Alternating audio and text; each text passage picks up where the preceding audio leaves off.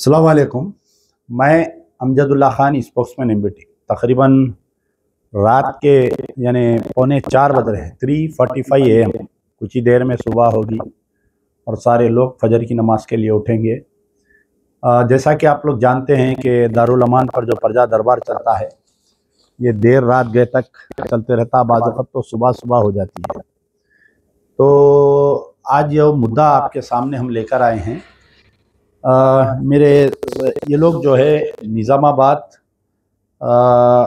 बोधन निज़ामाबाद के रहने वाले लोग हैं। ये एक्चुअली ये इशू हम जो है 2023 से हम डील कर रहे हैं। ये इशू मोहम्मद अब्दुल सोहेल, 36 साल उम्र। मोहम्मद अब्दुल सोहेल 36 ईयर्स। ये जो है कुवैत में एज ए प्लम्बर काम कर रहे थे। As a plumber, Gulf engineering company in maintenance department in Adan hospital Kuwait ये काम कर रहे थे। तो तकरीबन ये जो है इनकी ड्यूटी आवर्स रहते थे सुबह 6 बजे से लेकर 2 बजे तक, मॉर्निंग 6 AM to 2 PM, और रात में जो है 8 बजे से फिर रात के 2 बजे तक इनकी ड्यूटी रहती थी। इस दरमियान ड्यूटी आवर्स के बीच में ये जो है एक होटल में मुसलसल वहाँ पर जाके कुछ खाना खाते थे। तो इनके साथ में कोई रूममेट्स थे इनके। वो रूममेट्स जो है उस दिन इनको ये बोले कि आप लंच आवर्स में जब घर से आते वक्त में कुछ पार्सल भूल के आया हूँ, आप वो पार्सल लेकर आइए मेरा, और मैं जो है लंच आवर्स में मिल के आपसे ले लेता हूँ। तो कमरे में जो पार्सल रखा हुआ था वो बेचारे लेकर आए, सुबह जॉब किए, फिर लंच के आवर्स में वो दोस्त को देने के इंतज़ार में थे। अचानक कुवैत की पुलिस इनको गिरफ़्तार कर ली। बाद में ये पता चला कि उसके अंदर कुछ ड्रग्स निकले हैं। यानी 5 दिसंबर 2021 को मोहम्मद अब्दुल सोहेल, जो बोधन के रेसिडेंट है, कुवैत में काम कर रहे थे, इनको गिरफ़्तार किया गया। तो ये लोग मेरे पास जो है 7 नवंबर 2023 को आए थे, लास्ट जो मेरे पास आए थे। तो हम जब लेटर लिखे थे, जब तक भी इनको नहीं मालूम था कि इनके भाई कुवैत में कहाँ हैं। पहले तो लापता है कुवैत में लापता है बोल के ये लोग मेरे पास आए थे। हम जो है 7 नवंबर 2023 को मिनिस्ट्री डॉक्टर सुब्रमण्यम जयशंकर साहब को हम लेटर लिखे थे। उसके बाद में इंडियन एम्बेसी से हमें ये मालूमात हुआ और मिनिस्ट्री फॉर एक्सटर्नल अफेयर से कि इनके भाई को जो है ड्रग्स केस में लाइफ सेंटेंस यानी उम्र कैद हो गई है। ये सुनते ही ये लोग बहुत शॉक्ड हो गए और तकरीबन 2 साल तक फिर मेरे पास आए नहीं ये लोग। पता नहीं क्यों नहीं आए, क्या है इनकी क्या मजबूरियां थी। 7 नवंबर 2023 को ये लोग भी जो लापता हुए आज मेरे पास आए। समझिए 2 दिन पहले इनके भाई आए थे, आके ये बोले कि अभी तक 3 साल होने का अरसा हो गया, हमारे भाई जो है अभी तक नहीं आए। तो मेरे साथ में इनकी अहलिया है, ये अनवरी बेगम, 2 ट्विंस है, दोनों लड़के हैं, और वो उनके भाई है, मोहम्मद अब्दुल सोहेल के भाई है, मोहम्मद अब्दुल पीर साहब है उन्होंने, और महबूब भी ये उनकी वालदा है, और इनकी वालदा है वो बानो भी। अब आज पूरा ख़ानदान मेरे पास आया है। तो सबसे पहले ये है कि इंडियन एम्बेसी ये बोल रही है कि आप एक प्राइवेट वकील को ठहरा के इनका केस लड़ लीजिए। आप बोलिए कि ये इतने पुअर है कि इनको निज़ामाबाद से हैदराबाद आने तक भी किराया नहीं है इनका ने।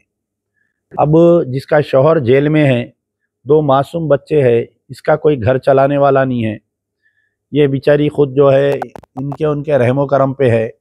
अब वो भाई है एक बेचारा, वो भी कुछ छोटा मोटा मजदूरी कर लेता वहाँ पर गांव में। अब एक मजदूरी करने वाले को क्या मिलते पैसे, बोलिए 400-500 रुपये कमाता डेली उन्हें।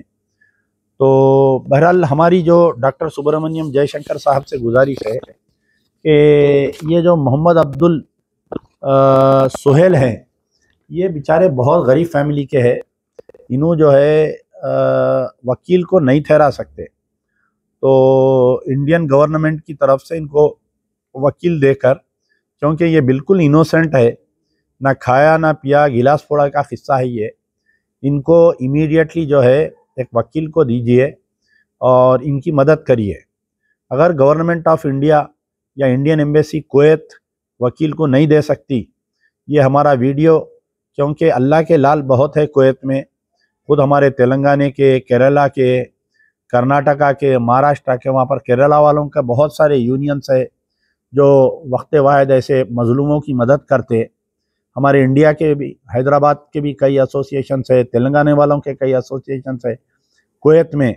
मेरी उन तमाम से गुजारिश है कि आप जो है जेल में जाकर इनसे मुलाकात करिए और मुलाकात करने के बाद में ये बेचारों को मदद करिए, कोई वकील को ठहराइए वहाँ पर।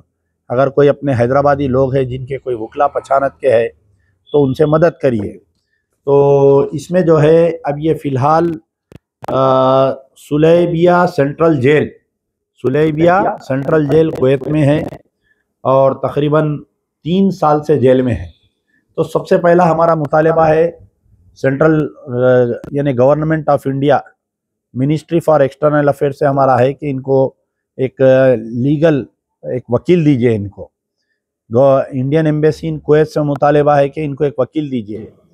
अगर फ़र्ज़ करिए ये लोग वकील नहीं देते तो हमारे जो भी लोग वहाँ पर कुवैत में इंडियंस अगर कोई वकील को ठहरा सकते हैं इनके केस में, इनकी जेल में जाइए, मिलिए। मेरे से आप लोग कांटेक्ट कर सकते हैं। मेरा भी नंबर है 9246529800 या अनवरी बेगम से भी कांटेक्ट कर सकते हैं या उनके भाई से आपका नंबर कौन सा ये है? इनके भाई जो है मोहम्मद अब्दुल सोहेल के भाई है 8096394080 उनका नंबर है। तो उनसे भी आप लोग जो है कांटेक्ट कर सकते हैं।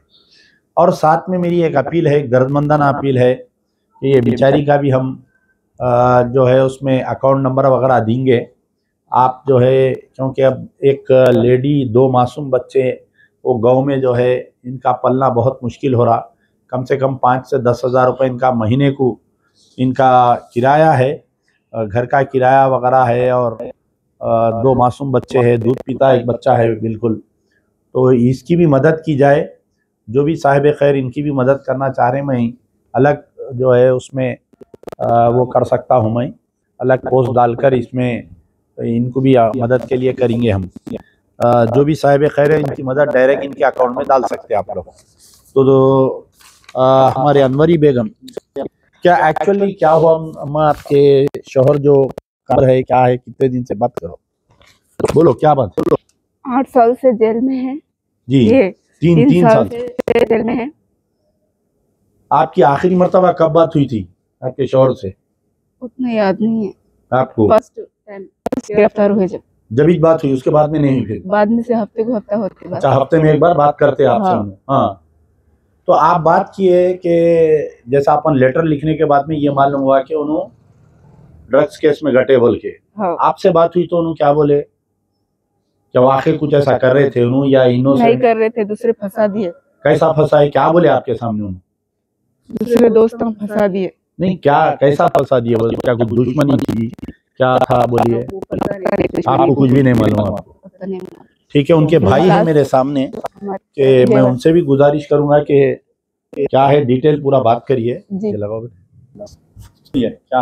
अस्सलाम वालेकुम जी, मेरा नाम पीर साहब है, मैं सोहेल का छोटा भाई बात करूँ जी। मेरे भाई 8 साल से कुवैत में एक ही कंपनी में काम करते थे as a plumber maintenance department में। 2017 में उनका अदान हॉस्पिटल में कॉन्ट्रैक्ट, गल्फ इंजीनियरिंग कंपनी में कॉन्ट्रैक्ट खत्म होने से उन्होंने अदान हॉस्पिटल का कॉन्ट्रैक्ट वही कंपनी के जरिए पकड़े। फिर 2017 से अदान हॉस्पिटल में रह रहे थे उन्होंने। 18 को आके उन्होंने शादी कर लिए। शादी करने के बाद एक बार इंडिया आके गए उन्होंने। जाने के बाद क्या हुआ बोले तो दूसरे ट्रिप में उनको हॉस्पिटल से उनके दोस्त कॉल करे थे कि मैं रूम पर पार्सल भूल गया, तुम आते वक्त लेके आओ। तो भैया बोले, ड्यूटी पर थे भैया उस वक्त। भैया 2 टाइम के शिफ्ट करते थे, मॉर्निंग शिफ्ट एक नाइट शिफ्ट करते थे। मॉर्निंग शिफ्ट पे वो आगे थे। आने के बाद उनको कॉल आया कि पार्सल एक रूम पर रह गया सो था, वो लेके जाके नीचे दे दो, मेरा एक दोस्त आता बोल के। भैया बोले कि मैं इवनिंग की शिफ्ट पे जब आऊँगा तब ले लेके आता हूँ, उनको इवनिंग आ जाओ बोल के बोले थे। भैया जाके पार्सल ले लेके आके उनके कैंटीन के पास ठहरे हुए थे। उसी टाइम पे कोई 2-4 लोग आके उनको पकड़ लिए। पकड़ लेके वो पार्सल क्या है क्या नहीं इंक्वायरी करे थे। कहते भैया को मालूम नहीं था, पार्सल पूरा पैक था कवर में। लेके जा वो भैया क्या करे, आपका छे क्या बोल के दे दिए उनको। नाम बोल के दे दिए तो आदमी का, वो लेके पूरा इंक्वायरी करने में उसमें ड्रग्स निकला। भैया ऑन द स्पॉट मिलने से भैया को पकड़ लिया उन लोग। भैया क्या करे, वो लोग का नंबर भी दिए, जो लोग जो उनको कॉल करके बोल रहा था कि लिख जाके दे दो, वो नंबर पूरा स्विच ऑफ आ रहा था। उन्होंने 1 महीना पहले चले गए थे उनके कंट्री पे।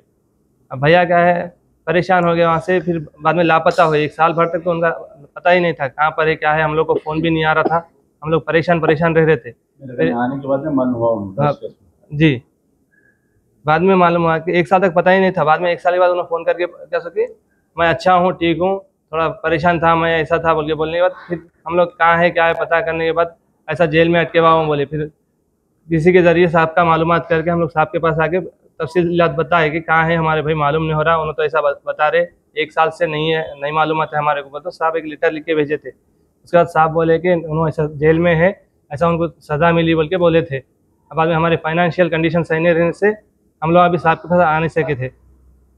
अभी भाई का कॉल आया था कि परेशान हूँ मैं, बुलाने की कोशिश करो, साहब से बात करो, साहब से बात करो। बोलता हूँ मैं 2-4 दिन पहले साहब से आके मुलाकात करा था। साहब बोले कि उनकी वालदा को और बीवी को लेके आओ बोले, तो मैं हमारे वालदा को और हमारे भाभी को लेके आ लिया। अब वहाँ पूरी तफसीलात साहब को बताए थे हम लोग।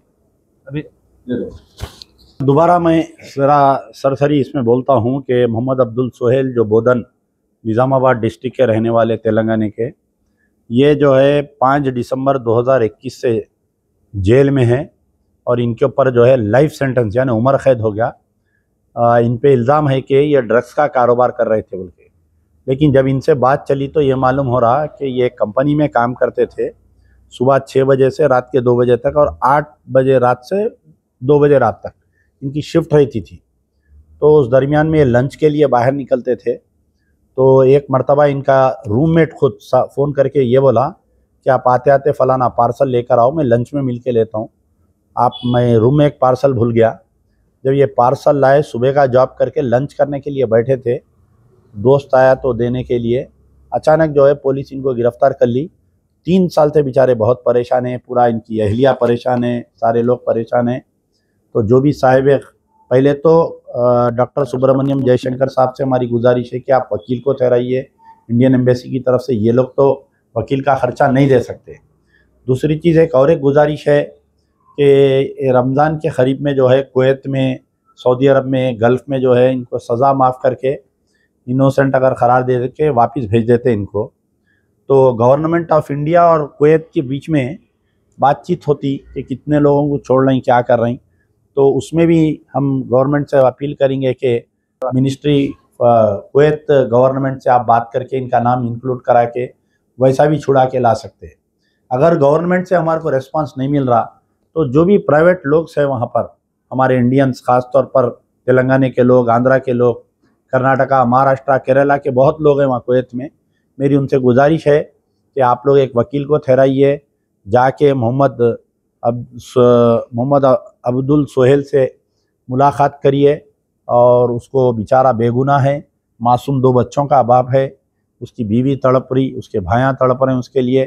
अल्लाह से दुआ करिए कि अल्लाह ताला जल्द से जल्द इस केस को हल करते हुए मोहम्मद अब्दुल सोहेल को इंडिया वापस लाए, वो अपने बच्चों के साथ बाकी की ज़िंदगी जिए अपनी, और अपनी वालदा के साथ, अपने भाइयों के साथ। इसके साथ ही शुक्रिया। यार जिंदा सोबत बाकी।